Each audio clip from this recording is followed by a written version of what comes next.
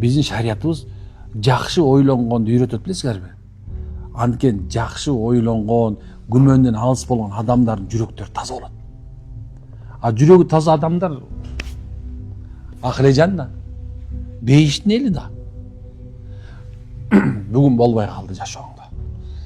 Тытынып иштедиң, эшекче иштедиң да, азыр мындай айтканда. Мындай кандай десем, дагы эмне деп айтып коесуң эле? Тытынып атып иштедиң. Тытынып атып экен, тойсең. Тытынып иштедиң. Кечинде нөл. Эчтеке жок. Машаллах. Мында да бир кайыр бар деш керек. Бүгүнкү күнүм эртеңки күнгө тажрыйба деш керек экен. Болгон жок, бирок бүгүнкү тажрыйбаң мынакей, бүгүн тажрыйба болду. Эми бүгүнкү күндөгү сен үйрөнгөн нерсени башка эч ким субханалла башкача үйрөтө албайт сени. Адамды турмуш үйрөтөт экен билесиңерби? Адам